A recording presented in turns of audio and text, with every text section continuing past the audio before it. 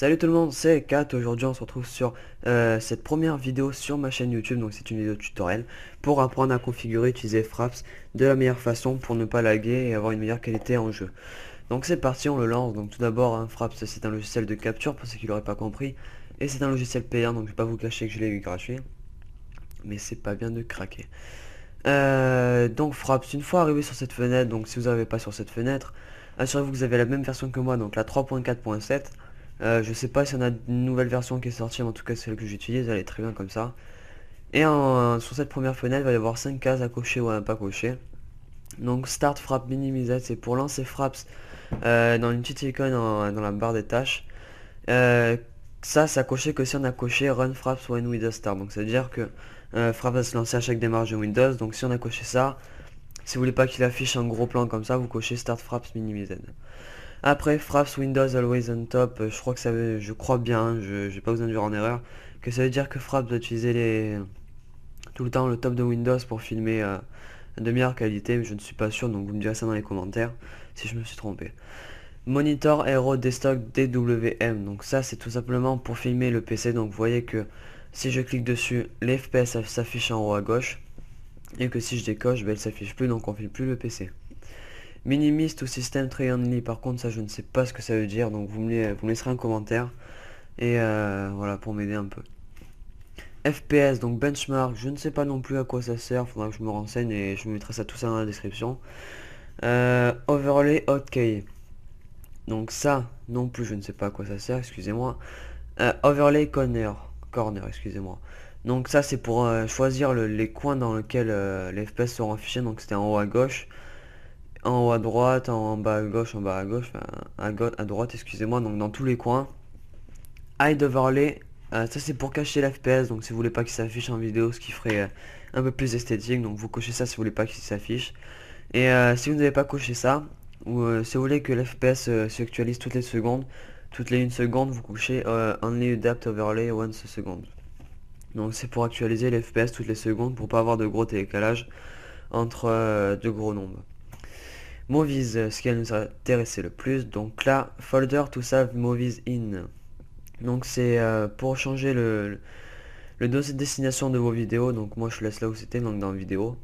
Après vidéo capture hotkey. Donc ça c'est pour choisir la touche où quand on va presser cette touche justement, la vidéo va se lancer. Donc pour moi c'est F9, donc c'est un moyen pratique vu que je l'utilise pas en jeu. Après le nombre de FPS, donc 60, 50, 30. Et en bas il va y avoir une cache à causer si vous voulez configurer le nombre de FPS que vous voulez vous. Donc 60 FPS c'est pour les ordi les plus puissants, 50 un peu moins et 30 c'est pour les normaux on va dire. Après vous avez une cache à coder, donc par exemple si vous voulez 900 FPS pour les gros ordinateurs, bah vous pouvez, donc vous cochez cette case et vous mettez 900. Si par exemple 30 FPS c'est pas assez pour vous, que vous ramez trop, vous pouvez mettre 5, mais là dans ce cas là ça sert à rien de faire des vidéos sinon la qualité sera pourrie, hein, ça je vous assure. Donc moi je laisse 30, comme ça il y a quand même une assez bonne qualité et je lag pas, donc c'est mieux. Après full size et half size, donc ça si vous avez un minimum l'anglais c'est pour la grandeur de la qualité, donc full c'est grand, half c'est demi, size c'est grandeur. Donc en gros c'est la grande qualité, petite qualité, donc moi je colle full size et que c'est très bien comme ça. Si vous laguez par contre vous cochez half size ou alors vous paramétrez vos FPS, vous faites ce que vous voulez. Sound Capture Settings, donc c'est pour enregistrer le son de Windows si on coche Recon Winset Sound. Donc excuse-moi pour l'anglais, hein, je suis pas très fort en accent. Et si vous voulez cocher si vous avez coché cette case, c'est par exemple sur Call of Duty. Si vous avez une musique en arrière-plan, en arrière-plan où vous avez Skype d'ouvert et que vous avez vos personnes qui parlent, eh ben vous pourrez les entendre. Mais si vous décochez ça, Call of Duty vous n'entendrez aucun son. Donc par exemple les bruits d'armes, les explosions, enfin vous n'entendrez aucun son.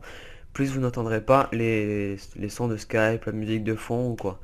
Donc vous cochez, donc c'est mieux parce que sinon les gameplays ça risque d'être assez nul, surtout si elles sont commentées. À part si vous mettez une musique de fond, hein.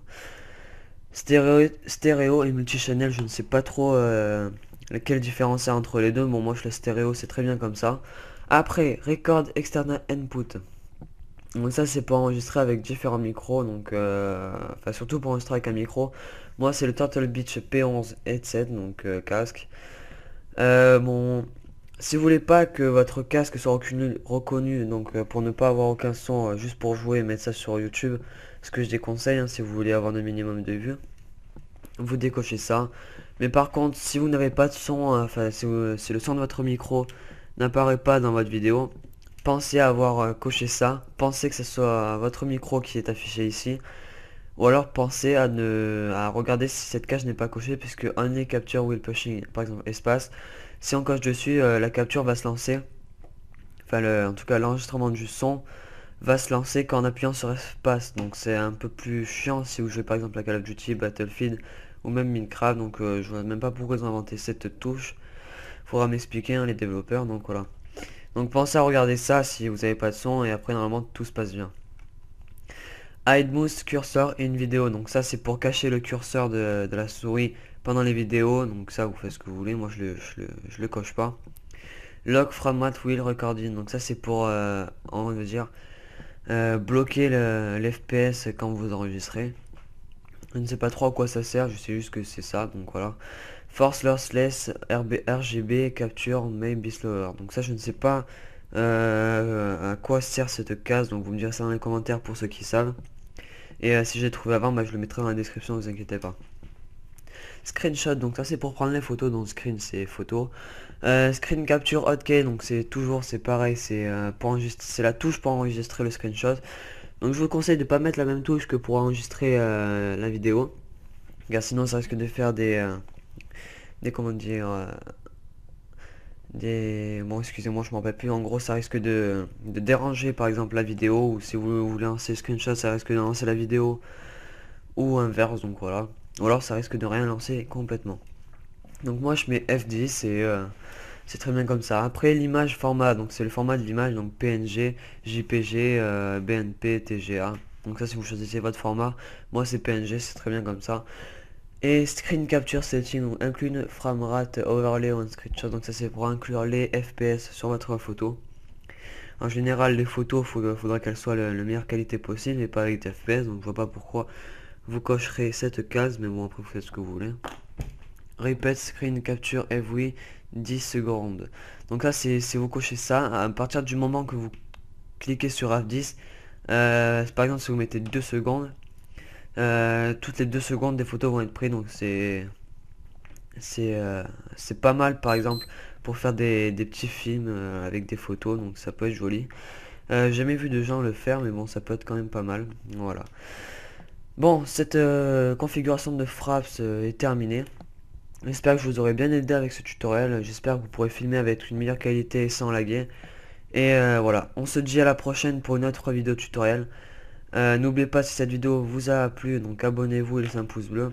Et si vous avez les cases que je ne comprenais pas, laissez un commentaire, ça pourrait toujours m'aider. Allez, on se retrouve pour une prochaine vidéo. Je vous dis à la prochaine et salut tout le monde.